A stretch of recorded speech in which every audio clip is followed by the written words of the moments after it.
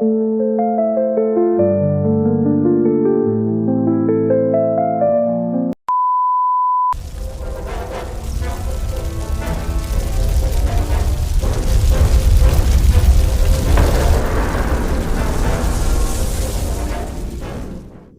teman-teman, kalian tahu kan ada peribahasa kecil jadi kawan, besar jadi lawan. Nah, peribahasa ini tuh pas banget buat api. Kalau kecil, api itu berguna banget buat masak, menghangatkan badan, bahkan bisa bikin suasana tambah seru dan juga hangat. Kayak suasana di latar belakang aku ini nih. Tapi kalau api sudah besar, wah dia bisa jadi musuh besar. Rumah bisa terbakar, harta habis, bahkan bisa bikin nyawa terancam. Tapi tenang, gak perlu panik, karena kalau udah ada api yang mulai gak terkendali, kita punya APAR, yaitu alat pemadam api ringan. Alat ini dikhususkan buat kebakaran kecil yang masih bisa kita kendalikan sendiri ya, misalnya kebakaran di dapur, kabel listrik, atau barang-barang di rumah. Kalau apinya udah terlalu besar, tugas kita bukan jadi pahlawan, tapi panggil bantuan kayak pemadam kebakaran.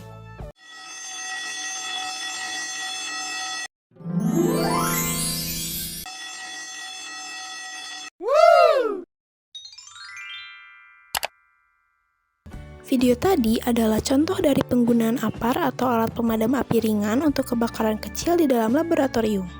Ayo kita kenal lebih dalam tentang apa itu APAR dan apa saja jenisnya. APAR atau alat pemadam api ringan adalah alat yang digunakan untuk memadamkan kebakaran kecil yang terjadi secara cepat dan juga efektif.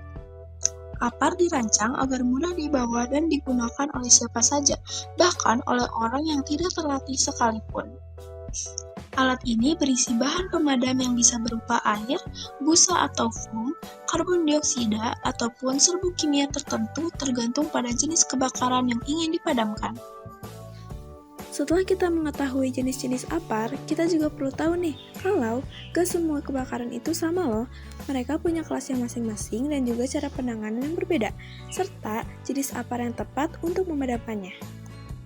Nah, yang pertama itu ada kebakaran kelas A. Kebakaran ini dikarenakan oleh bahan-bahan padat non-logam yang mudah terbakar, seperti kayu, kertas, kain, plastik, dan lain sebagainya. Adapun jenis APAR yang cocok buat memadamkan kebakaran kelas A ini, seperti APAR air, APAR foam, dan APAR jenis dry powder.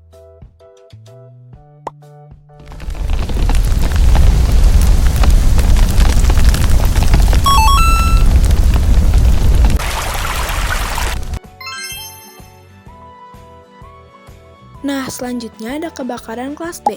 Kebakaran ini dikarenakan oleh bahan-bahan cair yang mudah terbakar, seperti minyak goreng, bensin, solar, alkohol, cat, dan lain sebagainya. Nah, biasanya kebakaran kelas B ini bisa terjadi di dalam laboratorium ketika ada cairan mudah terbakar tumpah dan terkena percikan api. Selain itu, bisa juga terjadi di dalam dapur, biasanya dikarenakan minyak goreng di wajan terlalu panas dan juga menyala, sehingga menyebabkan kebakaran minyak goreng. Jenis APAR yang cocok untuk memadamkan kebakaran kelas B adalah APAR jenis karbon dioksida, APAR jenis foam, dan APAR jenis dry powder. Nah, yang terakhir bakal aku bahas yaitu kebakaran kelas C. Kebakaran ini tuh melibatkan peralatan atau instalasi listrik yang aktif, misalnya korsleting pada kabel, kebakaran panel listrik, atau bahkan alat elektronik seperti TV atau komputer yang overheat.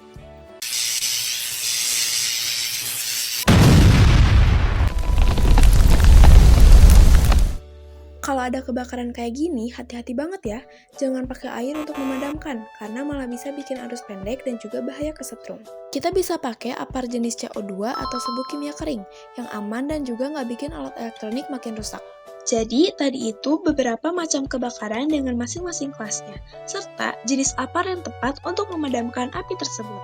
Nah, setelah kita tahu apa itu APAR, jenis-jenis APAR, dan macam-macam kebakaran beserta kelasnya, ada hal yang gak kalah penting juga nih. Kita harus tahu juga gimana sih cara pakai APAR yang baik dan benar. Ada singkatan yang namanya PASS, Pull, Aim, Squeeze, Sweep. Yang pertama, tarik pin pengaman di bagian atas APAR. Kedua, arahkan selang atau ujung semprotan ke sumber api. Ketiga, tekan tuas APAR untuk mengeluarkan media pemadam. Keempat, gerakan semprotan secara menyapu dari sisi ke sisi sampai api benar-benar padam.